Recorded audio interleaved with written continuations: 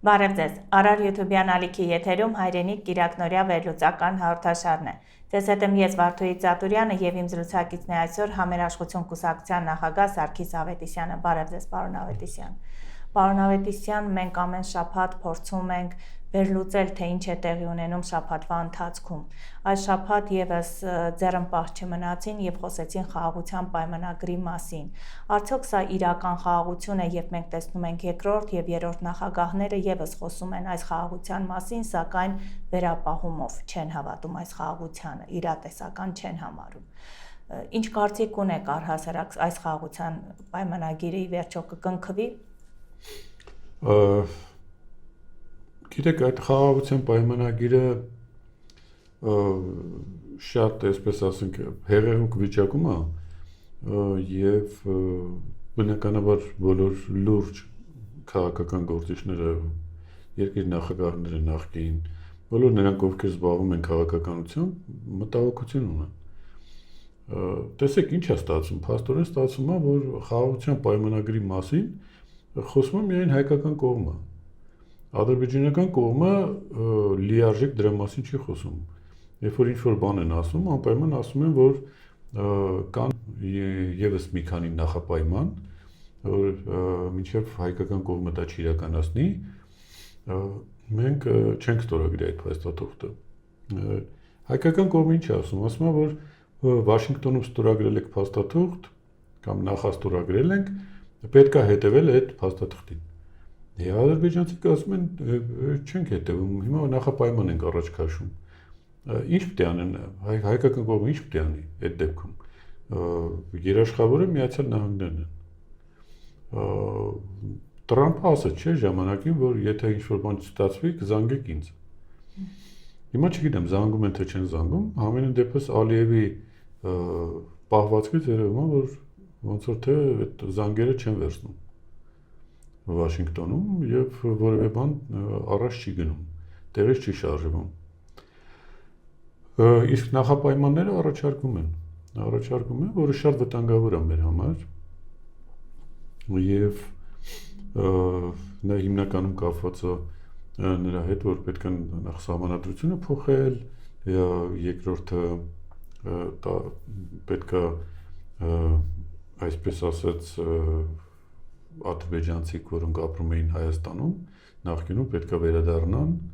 ինչ-որ աբսուրդ թվեր են ասում, 300,000-ի կարգի թվեր են ասում, որը երբեք չի եղել Հայաստանում։ Դուք պահանջների մասին եք խոսում ու դրա կատարման մասին, մինչ այդ պարագայում մենք տեսնում ենք, որ Ազգային ժողովի բարձր ամբիոնից վարչապետը խոսում է լիակատար խաղաղության դարաշրջանի մասին եւ լիահույս է, որ այս խաղաղությունը պետք է իրականություն դառնա եւ մենք պետք է անվերապահորեն հավատանք այս ընթացքին խաղաղության։ Հիմա այս նախապայմանները արդյոք խոչընդոտ չեն հանդիսանում։ Իհարկե խոչընդոտ են։ Ցանկացած նորմալ մարդ կարևոր չի որ քաղաքականությամբ զբաղվում ես, թե ոչ։ Ուղղակի պետք է միացենց անցկացնի մտքով եւ կհասկանա, որ զիջումները եղել են միակողմանի, միայն Հայաստանի կողմից ա եղել զիջումներ։ Ինչ զիջումներ ա եղել Ադրբեջանի կողմից, կարող եք ասել։ Նույնիսկ այն, որ իբր թե ներկայացվում է, որ բանը ծորեն ենք բերել Հայաստան, բան բացել ենք ճանապարհը, ծորեն եկել է Հայաստան, բան եւ սա ինչ որ sense մեծ բանի տակ ներկայացնում են, իբր թե մեծ գործ են արել, դա ոչինչ չի նշանակում։ Այսօր բացել են, վաղը կփակեն։ Բայց իրանք կոնկրետ առաջարկում են, ներկայացնում են եւ պահանջում են, որ նախապայմաններ է, որով պետք է Հայաստանը ընդունի, որից հետո նոր այդ պայմանագիրը կստորագրեն։ Իրանց ասելով, ես վստահ չեմ, որ դա էլ կստորագրեն, իրանք հա ձգելու են։ Ասացի երկու բան, հետո կասեն եւս երկու բան, հետո եւս եւ այսպես կշարունակեն այնքան, որ Հայաստանից բան չի մնալ։ Եթե այս կողմը ի վիճակի չի ոչ ասելու, նշանակում է մինչև վերջ տալու են, այլ թվում նաեւ Երևանը։ Որովհետեւ Ադրբեջանի բռնապետը այդպես էլ ասում է, չէ՞ որ Երևանն էլ է մերը։ Այսինքն այդ տարածքը մերն է։ Ինչքան ուզում ենք այդտեղ վերլուծենք, ասենք, որ գիտեք դա ասում է ներքին լսարանի համար, բան եւ այլն։ Դրանից առաջ էլ նախկին իշխանությունները, երբ որ ադրբեջանցիք զինվում էին, ասում էին դե դա ներքին լսարանի համար է, այդպես ասում են, որպեսզի ներսում բան չլինի, բայց հետո պարզվեց, որ դա մեր հաշվին է արվում։ Հա, բայց մենք փաստեր ունենք, որ ադրբեջանական կողմը լուրջ ներդրումներ է անում ադրբեջանական թեզի զարգացման վերաբերյալ։ Եվ ուզում եմ հարց տալ ձեզ, արդյոք ձեր այս եզրահանգումը հիմնված է նրա վրա, երբ որ մենք Արցախ ունենք, չէր խոսվում երբևիցե արևմտյան Ադրբեջան այսպիսի խոսույթ չէր լսվել։ Եվ հիմա, երբ որ Արցախ չունենք, արդեն արևմտյան Ադրբեջան խոսույթն է առաջ գալիս։ Հայք նրանք հասկացել են, որ կարելի է ճնշել եւ հայկական կողմը գնում է զիջումների, որովհետեւ չկա մի բան, որ հայկական կողմը ասած լներ, այս բանը այսպես է, մեր համար կարմիր գիծ է ու դա չենք անելու դրանից հետո, ու այդպես մնար։ Ասել են, հետո զիջել են, ասել են, զիջել են, ասել են ու տենց գնացել է։ Հիմա որտեղ է երևում, որ դի Ադրբեջանը կանգնի։ Եթե մեկը տալիս է ինչ-որ բան, ուզողները շատանում են, չէ՞։ Բոլորն ուզում են, սկսում են ուզել։ Այս տուր, ամեն մեկը մի բան ուզում է տանի։ Ինչու ի վերջո պետք է միտեղ ասել, որ ոչ, էլ չկա տենց բան, այս հարցը պետք է սենց լուծվի։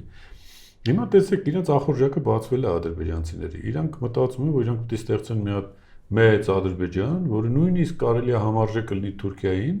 որպեսզի աշխարհի գերհզոր երկրները իրանց վրա ստավ կանեն, այսպես ասած, եւ իրանք դառնան շատ կարեւոր օղակ։ Իրանք այդպես են մտածում եւ իրանք այդ հաջողությունները իրանք ուղղակի գցել են մի իրավիճակի մեջ, որտեղ իրանք այլևս ոչ մի բանի առաջ չեն կանգնում։ Իրանք ոչ Եվրոմիության ասածներն են հաշվի առնում, ոչ Միացյալ Նահանգների, ոչ նույնիսկ ռուսների, հետեւաբար իրանք դեմը պետքա ինչ-որ ձևով առնվի, փակվի, որպեսզի դա այդպես չլինի։ Դա հեշտ հարց չի, դժվար հարց է, բայց ինչպես է սպառակայում, երբ տեսնում ենք, որ կարծես թե արտաքին խաղացողներից եւ ոչ մեկ չի սանձում։ Չեն սանձում, որովհետեւ ներսից պահանջ չկա։ Այն ժամանակ, երբ որ խոսում էր ԵԱՀԿ Մինսկի խմբի մասին,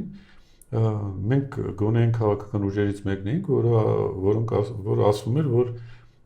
պետք չի ԵԱՀԿ Մինսկի խումբը լուծարել։ Եվ իրանք երաշխավոր են ցանկացած հարցի հետ կապված մեր երկու պետությունների մեջ, եւ այս տեսակ պայմանագրերը պետք է ինչ-որ մի երաշխավոր լինի, որը օրինակ շատ ճիշտ տեղին ասեց երկրորդ նախագահը, որ իր ելույթի ժամանակ, որ պետք է երաշխավոր լինի, առանց երաշխավորի չի կարա լինի, թույլը ուժերի հետ չի կարա բանակցի ու հավասարությունը պահվի, անպայման պետք է մի երրորդ կողմը լինի, որ այդ հավասարակշռությունը պահի, շատ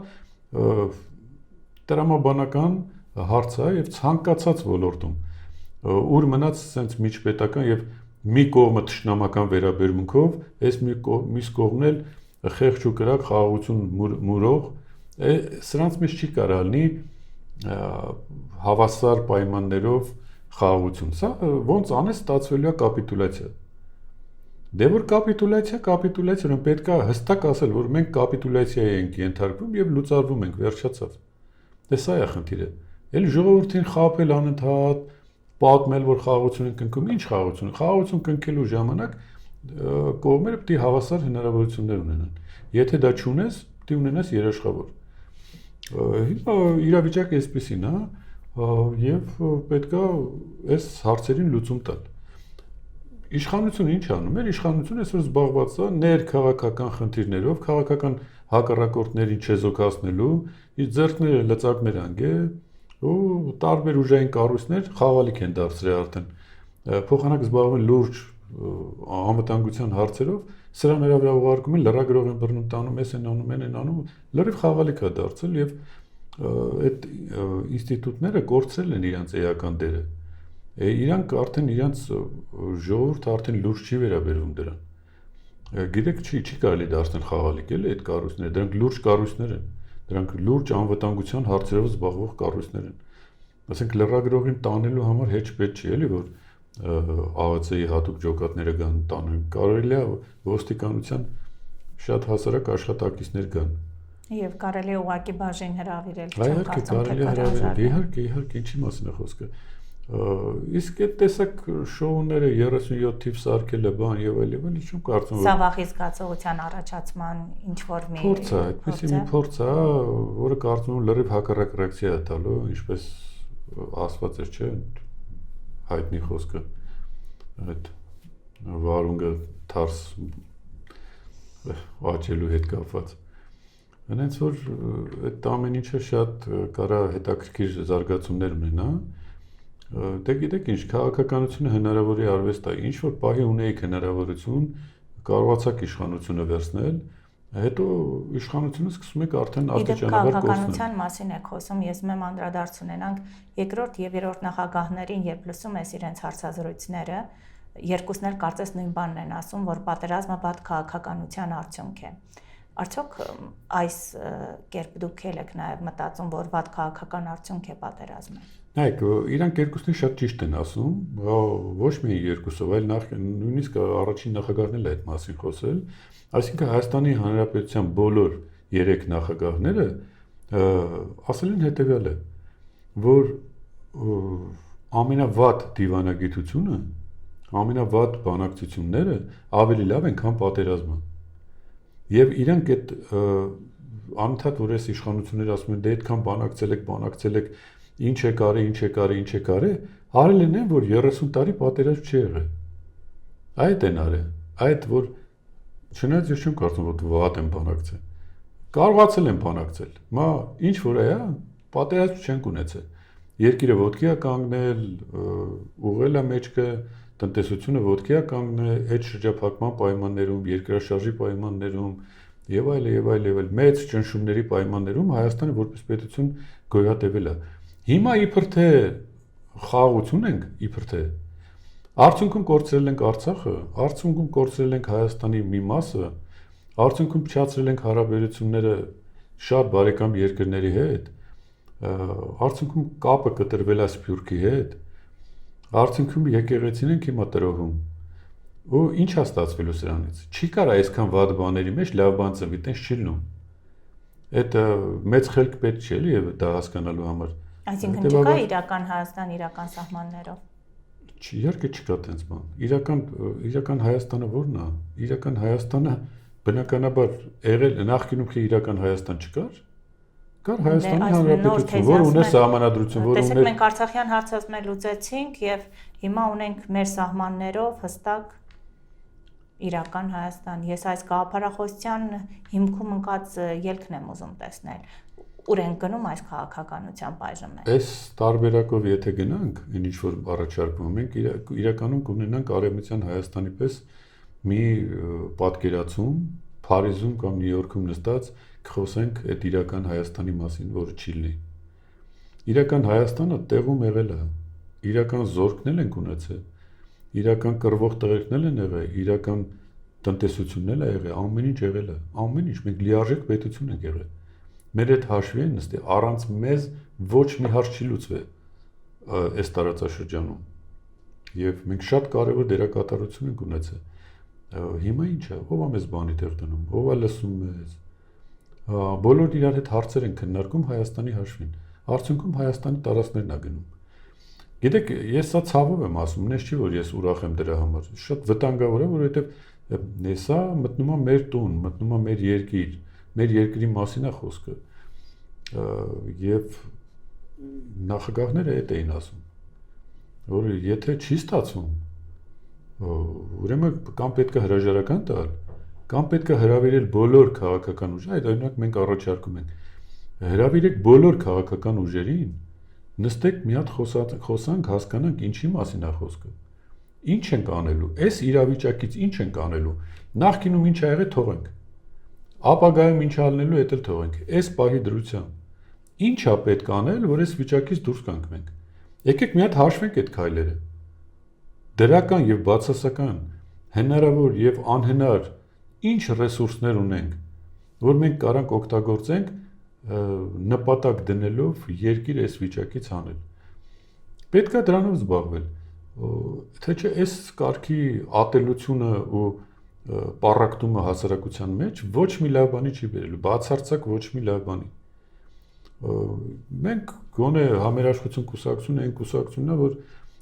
ցանկացած իրավիճակում առաջարկում է համերաշխության մթնոլորտում քննարկում։ Տեսեք, անդրադարձ ունենում համերաշխության կուսակցությանը առաջին օրը չէ, որ քայլում է քաղաքական դաշտում ու համերաշխություն կուսակցությունը բազմիցս փորձեր է ձեռնարկել, որպեսզի բոլոր քաղաքական ուժերին մեկ դաշտում հավաքի։ Ուզում եմ հասկանալ, ինչը չի կարողանում բերել մեկտեղման, որովհետև երբ առանձին հարցազրույցներ են տալիս, բոլորը նշում են, որ մենք պատրաստ ենք բանակցելու, խոսելու, մեկտեղ քննարկելու։ Ինչն է խանգարում այսօր, որպեսզի մեկտեղ հավաքվել, չէ՞ որ մենք տեսնում ենք օրհասական ընթացքի մեջ ենք արդեն։ Նայեք, մեր կուսակցությունը միշտ այդ մասին խոսել է եւ ոչ միայն խոսել, այլ կոնկրետ գործեր է արել եւ առաջարկություններ է ներկայացրել։ Տեսեք, ես կխոսեմ նախկին երկու նախագահների հետ կապված խոսակցությունների մասին, որտեղ նախագահներից մեկը ասում էր, որ այդ համերաշխությունը ոնց մի տեսակ ոնց որ թույլի բան լինի, գաղափար լինի, իդեոլոգիա լինի, մեկը ասում էր, որ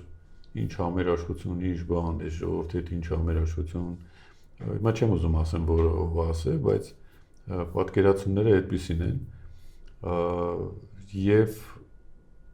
երկուսն էլ ընդ որում հետո հասկացան, որ իրանք սխալ էին այդ մասով եւ իրանք սխալը փորձում են ուղղել։ Հիմա ցավոք սրտի ժամանակը անցավ, եթե այն ժամանակ ինչ որ մենք առաջարկում ենք արվեր, այդպես չէր լինի, մենք այս իրավիճակում չենք լինի։ Հիմա էլ մենք առաջարկում ենք ինչ որ բան, շատ կարեւոր, որ եթե այս իրանք ամբիցիաները, քաղաքական ամբիցիաները մի կողմ դնեն, ու մի հատ հասկանան, ուզենան լսեն մենք ինչ ենք ասում, իրանք կհասկանան, որ մենք ճանապարհ ենք ցույց տալիս եւ այդ ճանապարհով գնալու դեպքում մենք հաջողություն կունենանք։ Այս իշխանության օրոք բնականաբար ոչ մի հանդիպում չի եղել եւ չի քննարկվել։ Մենք ուղղակի մեր համագումարի ժամանակ առաջարկել ենք տարբեր հարցազրույցների ժամանակ, քաղաքական քննարկումների ժամանակ առաջարկել ենք, բայց ոչ մի արձագանք չկա։ Գուցե այս իշխանություններին դա պետք չի։ Չգիտեմ, բայց չեմ կարծում, որ մենք այնպես բան ենք առաջարկում, որ իրանց վնաս լինի։ Մենք առաջարկում ենք Հայաստանի համար տարբերակ, որը կարա բերի հաջողության, ընդհանուր Հայաստանին կարա բերի հաջողության, ոչ թե քաղաքական ուժերի կոնկրետ։ Եվ այդ հաջողության մեջ բոլոր քաղաքական ուժերը կունենան իրանց հնարավորությունները ինքնաարտահայտվելու։ Որովհետև գիտեք, կուսակցությունների մասին ժողովրդի մոտ մի քիչ պատկերացումները այլ են, շատ հաճախ գիտեք այն բաներում, կոմենտներում գրում են, որ բանա, բա դուք ինչ եք արել, դուք ինչ եք արել, բան, իրանց թվում է, որ ասենք ոնց որ պետությունը, ասենք ԿՊ-ն ունի իշխանություն եւ լծակներ ունի, ասենք ասֆալտ անում, ինչ որ շենքեր է սարքում կամ ինչ որ պետական բյուջեով ինչ որ բաներ անում, այդ ԿՊ-ի բյուջեն է, այդ ԿՊ-ի բյուջեն չի, ժողովուրդ, այդ բոլորի բյուջեն է։ Այդ բյուջեն վերաբերվում է ամբողջ Հայաստանին։ Այս հասարակ բանը պետք է հասկանալ։ Երբ որ ձեզ թվում է, ասենք այդ ԿՊ-ն է անում այդ գործերը, դա անում է պետությունը։ Պետությունը, իսկ քաղաքական ուժերը քաղաքական գաղափարների մասին են խոսում։ Եվ այդ գաղափարական քաղաքական մոտեցումները մարդկանց հնարավորություն է տալիս ընտրությունների ժամանակ ճիշտ ընտրություն կատարեն։ Հետևաբար մարդկանց պետք է բացատրել կուսակցությունների իրական դերը որն է։ Նա չի, որ պետությանը հավասար այս կուսակցությունները պետք է շենքեր սարքի կամ ասֆալտ անի կամ բանակը զինի կամ զորք պահի կամ դա կուսակցության խնդիրը չի։ Իդեպ ընտրություններից խոսեցիք, մեր լրագրողը եւս հարցում է կատարել քաղաքացիների շրջանում, արդյոք եթե հնարավոր լիներ այսօր փոխել իշխանությունը, նրանք կընտրեին ներկա, նախկին, թե մի այլ նոր ուժի, դիտենք ու վերադառնանք։ Եթե հնարավորություն ունենայիք իշխանությանը փոխելու, ապա ում կընտրեիք, ներկա, նախկին, թե որևէ ոչ մեկի։ Ոչ մեկի։ Նոր ուժ չկա, ներկային ոչ։ Երևի նախկինների մեջ ինչ որ մեկին փնտրենք։ Թե որևէ նոր չէ ընտրի։ Որտե ումն էլ ընտրում ես նույնն են էլի։ Ոչ մի տարբերություն չկա, ով ուզում ալնի։ Նույն բանն է։ Նոր ուժի։ նոր ուժի։ Ոչ մեկին, նախկիններից է ոչ մեկին, նոր ուժի լրիվ։ Եկեք չպատասխանեմ։ Հա, նոր Նիկոլը որ չէ։ Նիկոլը հաստատ չէ։ Եթե գտնեի նոր ուժի, ուրեմն նոր ուժի եւ եթե վստահեի, որովհետեւ անցյալում տեսել ենք ոնց են ապրել, ինչը ամեն մեկ ունի իր սխալները եւ շատ ծանր պայմաններում է մեր երկիրը գտնվում։ Իր գտնվելու վայրի հետ կապված, այնպես որ շատ բարդ գործ է, պետք է մարդը երևի շատ վստահ լինի, ում պետք է տրամադրի այդ հնարավորությունը։ Ոչ ներկա, ոչ նախկին, ոչ էլ հիմիկվա։ Բա ինչ լինի Հայաստանը։ Ես չգիտեմ, անորոշ վիճակ է։ Նախընտրություն կտամ նոր ուժի, ներկաներից ներկայից ոչ մեկին։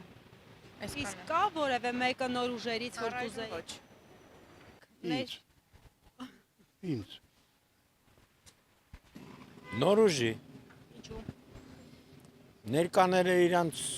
լավ չեն դրսևորել, անցյալը նույնպես։ Հավատում եք, որ նոր ուժը կգա եւ ավելի լավը կլինի։ Դե առանց հավատի ապրել հնարավոր չի։ Ամեն դեպքում պետք է հավատալ։ Իսկ թե ինչի կարժանանանք, դա կախված է արդեն ներկա ժամանակաշրջանում ապրող գաղափարախոսության եւ ինտելեկտի հետ։ Մենք շատ ենք հետընկել աշխարհից ինտելեկտով։ Ես որոշել եմ ոչ մեկին չընտրել։ Կուզեի մեր երկիրը ծաղկեր, բարգավաճեր, լավ աշխատատեղեր լինեին, լավ մի խոսքով, մի քիչ մարդիկ կբարյանային, ինչ ասեմ, ավելի լավ կներ, լավը ունենայինք։ Մեր քաղաքացիները բազմակարծիք են արտահայտվում, բայց որոշները նաև հուսահատված են։ Մենք հաճախ ենք հանդիպում մեր քաղաքացիներին, ովքեր հուսահատված են, այսինքն հիասթափված են այն, ինչ տեղի է ունենում։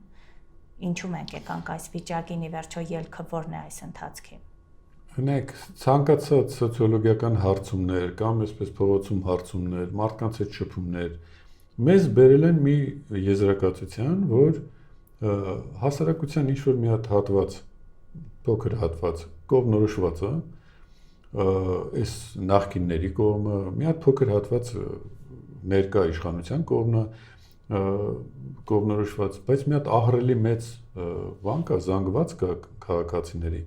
որոնք դեռ կողմնորոշված չեն, որովհետև ոչ նախկիններին են ուզում, ոչ ներկաներին են ուզում, նոր բան են ուզում։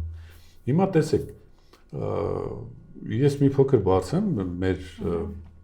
այսպես ասենք, ռազմավարությունից, տեսեք, եթե մեզ հաջողվի ստեղծենք այդ համերաշխության մթնոլորտը քաղաքական էլիտայի մեջ եւ բոլորին նստացնել մի սեղանի շուրջ քննարկենք ուղղակի, թողնենք բոլոր տեսակի ամբիցիաները եւ միասին քննարկենք։ Եվ այդ ժամանակ մենք կներկայացնենք նաեւ այն Լարմասի հետ կապված ծրագիրը, որը շատ հստակ մշակված է եւ կա, որը անթերի է ուղղակի ազգային գաղափարախոսության հետ կապված եւ մեր հետագայի հետ կապված, մեր անելիքների հետ կապված, որը ի վերջո մեր ապագան է։ Մենք դա կներկայացնենք ու այնպես է, որ բոլորին դա ձեռք է տալիս, բոլորին, բայց չգիտես ինչ որ մի ուժ, անտեսանելի ուժ, այսպես բոլորին հեռու է պահում ամեն ինչից, որ իրար հետ շփվեն։ Քաղաքական ուժերը, քաղաքական կուսակցությունները իրար հետ ոչ մի շփում չունեն։ Փոքր ինչ որ խմբեր են ձևավորում, որը դրական արդյունքի չի կարող բերի։ Անպայման այդ մեծ կլոր սեղանի շուրջ պետք է նստեն բոլոր շահագրգիռ կողմերը, բոլոր։ Նկատի ունեմ եւ ընդդիմադիր եւ դիմադիր բոլորը պետք է նստեն, հարցը պետք է դնեն, օրակարգի շուրջ պետք է ձևավորվի։ Օրակարգը ո՞րն է։ Հայաստան այս իրավիճակից հանելու։ Հետևաբար քայլերը մեկ առ մեկ պետք է հաշվարկել եւ բոլոր քաղաքական ուժերի ռեսուրսը եւ պետության ռեսուրսը պետք է ուղղվի մի ուղղությամբ, որ մենք այս վիճակից դուրս գանք։ Եվ տեսեք, այն փոքր խմբերը, որ կային, այս կամ այն ուժի կողմնակիցները, եթե մենք մտնենք սրա մեջ, մենք նաև այն զանգվածը, որը անտարբեր է, այդ զանգվածն էլ կմտնի այդ քննարկման մեջ, ըստ էության, եւ քվեարկությունը ինքը ճիշտ կանի, որովհետեւ մարդիկ պարտավոր չեն մանրամասը այդ ամեն ինչը հասկանալու, բայց երբ որ մարդիկ տեսնում են, որ բոլոր քաղաքական ուժերը ուզում են, որ իրանց կյանքը լավացնեն, ուզում են, որ այս իրավիճակից հանեն երկիր, ուզում են, որ երկիրը անվտանգ լինի, ու այդ ուղղությամբ աշխատում են, մարդիկ համախմբվում են դրա շուրջ։ Ու այդ համախմբումը, այդ համերաշխությունը բերելու է իրական ուժի։ Այդ բերելու է նաև համախմբում Սփյուռքում, որովհետև Սփյուռքում էլ են այդ քաղաքական ուժերը բոլորը հավաքվելու մի գաղափարի շուրջ։ Հետո երբ որ աշխարհը տեսնի, որ հայերը ամբողջ աշխարհում ինքնակազմակերպվում են մի գաղափարի շուրջ, աշխարհում մեր հետ ուրիշ ձև են խոսալու։ Այդ նույն բռնապետ Ալիևը եւ մյուսները հասկանալու են, որ իրանք գործ ունեն մի փոքր 3 միլիոնանոց հանրապետության հետ, իրանք գործ ունեն աշխարհասփյուռ հայության հետ, որը շատ մեծ ռեսուրս ունի եւ կարա այդ գործ անի։ Սա ռեալ կոնկրետ գործողություն է։ Այն կենացի մակարդակի խոսակցություն չէ, որ ուղղակի ասենք մենք միասնություն ենք ուզում, բայց ինչի շուրջ միասնենք, ոչ ոք չի ասում։ Շատ հիանալի գաղափար եք ներկայացնում, բայց երբ են հասունանալու մեր քաղաքական գործիչները, ղեկավարները եւ հասկանան, որ իրար դեմ լինելու ժամանակը չէ, իրար կողք լինելու ժամանակն է։ Նայեք, ոչ ոք ճիշտ եք ասում, բայց ոչ ոք չի ասում շատ լավ կլինի, որ իրար նկատմամբ հարգալից լինեն, սիրեն իրար, որպես հայ մարդիկ, բայց այդ անձնական բաները թողնենք մի կողմ։ Այս նախագահն նախագահին չի սիրում, են նախագահն դրանց կողմնակիցները ավելի շատ են իրար ատում եւ այլով սենց գնում է։ Այս նենց այն։ Եթե հասարակությունը տեսնի, որ իրա չսիրած եւ իրա սիրած քաղաքական ուժերը միտեղ են նստած, ինքը ուզի չուզի ընդունելու է այդ։ Եվ հենց այդ դա ձևավորելու է այդ համերաշխության մթնոլորտը։ Այսինքն քաղաքական ուժերը ստիպված են լինելու կատարել հասարակության պահանջը։ Չէ՞ որ հասարակության, ասենք, մի զգալի հատված սոցիալական առումով այսօր խնդիրների մեջ է, խնդիրների մեջ է, թանկացումներ են սարսափելի, եւ սա ոչ մի լավ բանի չի բերելու։ Անընդհատ իշխանությունը ասում է փող չկա, ճնշում է բիզնեսին, բիզնեսը հասկանալով որ այդտեղ բիզնես մինչև այս չկա, փախնում է Հայաստանից, ու ստիպված է այդ ամեն ինչը թանկացնում են, որ ժողովրդից այդ գումարը հանեն, ժողովուրդն էլ այդ գումարը չունի, որ վճարի դրան, ու գնաց, խնդիրը առաջ է, պատրաստ է արդեն երկիրը գնում է կոլապսի։ Այդ կոլապսը ոչ մեկին պետք չի։ Բայց կա դրա համար լուծում, չէ՞։ Դրա համար պետք է խնդիրը ուրիշ ձևի դրվի։ Պետք չի մարդկանց նեղացնել, քաղաքական առումով էս ինչ է նշանակում, կամ ում է պետք, կամ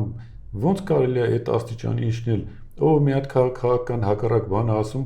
բռնում տանում եք բանդ եք նստացնում, ինչի համար եք այդ անում, ինչ է տալու ձեզ դա։ Եթե ձեզ թվում է, որ այտենց անեք, դուք ստանալու եք 37 թվի պատկերը, որ բոլորը վախենալու են, բայց 37 թվից հետո իրավիճակը փոխվեց եւ բոլոր նրանք, ովքեր դրանով զբաղված էին, հիմա էլ դրանց տարան նստացրեցին, չէ՞։ Եվ մնացածը արդարացվեցին, այսինքն միշտ պետք է մտածել վաղվա օրվա մասին, որ վաղը գալու է մի այլ ժամանակահատված։ Դու նես պիտի նայես այդ ամեն ինչին, որ մի 50 տարի հետոյի կտրվածքով, երբ որ նայեն, ասեն, այս տղեն լավ է աշխատել, այս տղեն կարողացավ այս հարցերը լուծել։ Մեկը միևնույնն է, բոլորը վարչապետ չեն ծնվում եւ վարչապետ չեն մեռնում, մնում են ինչ-որ ժամանակահատված ապրում են որպես քաղաքացի։ Հիմա այնպես երկիր պիտի սարքես, որ դու ուտեղ ապրես։ Ոչ թե հիմա դուք այնպես օրենքներ եք գրում, որ հետո հաջորդ մեկը եկավ իշխանության, ձեր գրած օրենքներով ձեզ տանելու են նստացնեն ու ցմա բանտարկվելու եք։ Ինչ եք այդ միջավայրը ստեղծում, ում է դա պետք։ Իսկ դուք դրա համար չեկաք, չէ՞, իշխանության, դուք եկաք իշխանության շատ պարզ եւ շատ գեղեցիկ գաղափարներով, սիրո եւ համերաշխության հեղափոխություն եք ասում։ Դուք քննադատում եք բոլոր այն նախկին իշխանություններին, որոնք անում էին վատ բաներ։ Եվ ճիշտ եք անում, որ քննադատում եք։ Հիմա, բայց դուք եկաք ինչ եղավ։ Դուք եկաք նրանց ամենավատ բաները դարձրիք ձերը։ Հիմա ինչ է ստացվում։ Դուք գերազանցեցիք բոլոր առումներով նրանց։ Նրանց ժամանակը տենց չէր, ոնց որ հիմա է։ Այդ կապ չունի, որ ձեր կողմնակիցները ասում են նրանց վախտով սենց է, նրանց վախտով մեր վախտ սենց չի։ Բայց մի հատ հարցրեք ոչ ձեր կողմնակիցներին։ Այդ նրանց ժամանակ էլ իրանց կողմնակիցները ասում էին, որ ամեն ինչ լավ է։ Բայց հələ հարցրեք նրանց, ովքեր իրական ղեկավարը, իրական իշխանությունը, սիրված իշխանությունը նա է, որ եւ ձեր կողմնակիցները եւ ձեր հակառակորդները ձեր մասին հարգանքով են խոսում։ Այդ ժամանակ կլինեք իրական իշխանություն։ Եվ քաղաքական գործիչը, երբ որ բան է ասում, իր ասածին պիտի տերը լինի, եթե չի ստացվում, պիտի հեռանա։ Սա է մեր կարծիքը։ Բարի պարոն Այդիսյան, մեր ժամանակը սպառվեց, հուսամ, որ ամեն բան մի օր կարգի կգա եւ դա շատ ուշ չի լինի, որովհետեւ մենք տեսնում ենք գործընթացները արագ են ընթանում եւ պետք է պարզապես արագ գործել ու միասնական լինել։ Իսկ դուք հարգելի հետևորդներ մնացեք խաղաղությամբ, Աստված ձեզ պահապան։